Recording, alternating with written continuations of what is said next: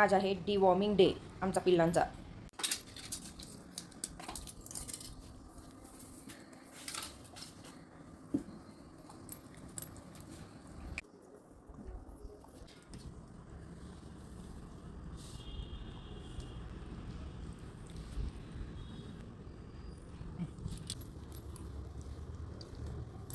Good boy, good boy.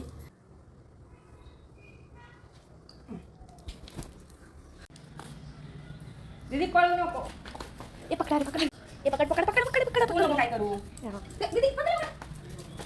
दीदी पकडा, दीदीला पकडा. पकडा पकडा दीदीला. गुड गुड बोले ना बा. Bachchu good good good good बोले ना. गोळी घ्यायला सगळ्यात जास्त दुखलं.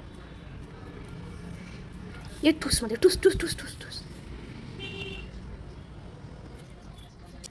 बोले माझी गुचू गुड बोले. तिला आपला लाडच करते की काय. अच्छा अच्छा.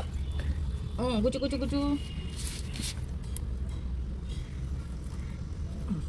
झालं झालं. अजून तर बाहेरच्यांना टॅबलेट देणं एवढं कठीण आहे पिल्लांना. हे मोठे तरी एक वेळेस ऐकतात, पण लहान पिल्लं तर हातातच येत नाही, अजिबात येत नाही.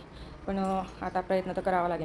आणि बाहेरचे काय आहे, सायंकाळी चिकन शॉपवर जात असतात. बरोबर सायंकाळी जातात, लगेच येतात 1 तासभरात. पण घरी येऊन पण त्यांना जेवण करायचं असतं. मग नॉनव्हेज खात असला त्या डॉगला डिवॉर्मिंग तर अति आवश्यक असते. अजून माझे तरी हे व्हेज खातात घरातल्या घरात, पण डिवॉर्मिंग ही करत असली तर ते निरोगी असतात. म्हणून डिवॉर्मिंग कधीच टाळावी नाही डॉगची. आता सांगेल कुणी तर बाहेर असतात ते डॉग काय करतात, तर बाहेरचे डॉग असतात ते गवत खाऊन आपली नॅचरल डिवॉर्मिंग करतात. तुम्ही बघितलं असेल जसं मांजर कुत्रे गवत खातात आणि वॉमिटिंग करतात, ती त्यांची नॅचरल प्रोसेस असते. परंतु हे काय घरातल्या घरात असतात आणि आता गवत तरी कुठं बघायला भेटतं. आमच्या गंगूबाईची तर आहे ना पहाटेच करून टाकली होती मी. ज्या दिवशी डिवॉर्मिंग असते पिल्लांची, बिचाऱ्यांवर एवढी दया येते मला. कारण आहे ना त्यांना सकाळी उठल्या उठल्या खाण्याची सवय आहे. रात्रभर बाहेर फिरत असतात आणि मग रात्री सकाळी उठल्या उठल्या मी त्यांना जेवण देते. तर डिवॉर्मिंगच्या दिवशी असे तोंड बघतात. जेव्हा लहान होते तेव्हा मी पहाटेचा अलाराम लावायची, कारण की ते गेटमध्ये असायचे. मग पहाटे 3 ते 4 वाजेला, म्हणजे उपाशी पोटी डिवॉर्मिंग करायची असते म्हणून. मग कसं सकाळी उठण्याचा टाईम होतो त्यांचा, तेव्हा ते खात असायचे.